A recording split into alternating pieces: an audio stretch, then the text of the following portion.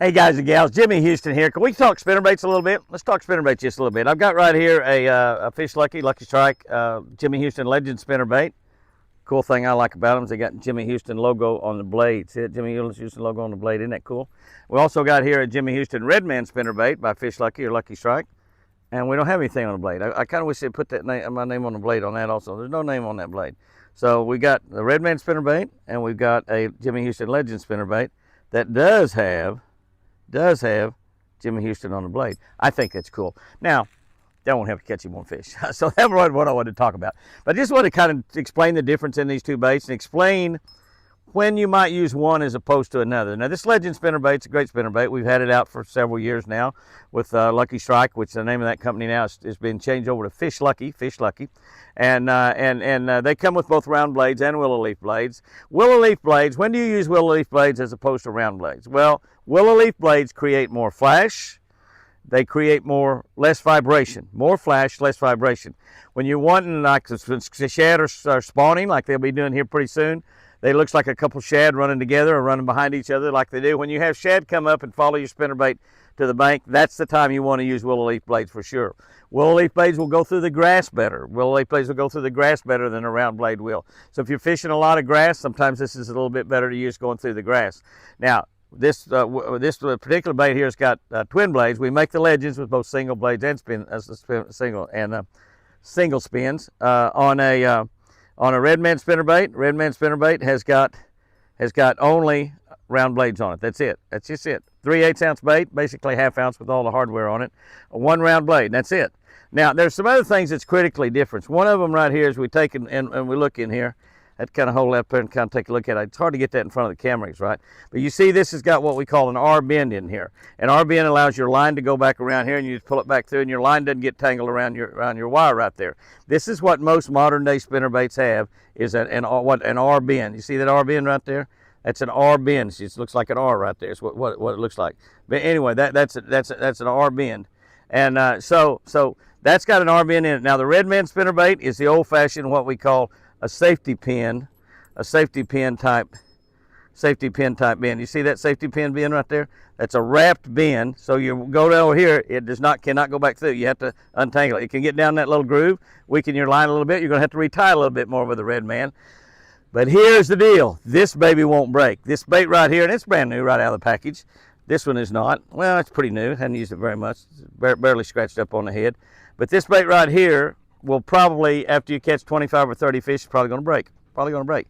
This one right here, you catch 20 or 30 fish, you ain't even got it broke in, you would. You've not even got it broke in. That round bend right there, you can catch 200 or 300 fish on this bait before it breaks. Maybe 400 fish on this bait before it breaks. All right, here's a couple other things that's different. If you'll look, you'll notice on these two baits as I hold them up right there, that the Legend spinnerbait has got a little bit longer arms coming from the head to the bend. It's also got a longer arm. It's got a longer arm coming from the head down to the blade. You see the difference in that right there? I got them side by side. You can see the difference. Now one is quite a bit longer than the other. Hard for me to get them up there just right. But you can see that one is quite a bit longer than the other. Yeah, quite a bit longer. And this shorter blade creates more vibration. So with a Redman spinnerbait, you're going to get a lot more vibration. I think vibration is one of the most important things in fishing. It's why I think you actually catch more fish on a Redman spinnerbait, because you got you got more vibration. Now round blades will give you more vibration. Will give you more vibration than willow leaf blades. Single spins will give you more vibration than tandem. So if you put another blade on the shaft up here, like a little round blade or something on that shaft, it's going to dampen your vibration some. If you take this tandem bait and you want to make more vibration out of it, take your dikes out, just cut that middle blade off. Cut it off. Just use that as a single spin.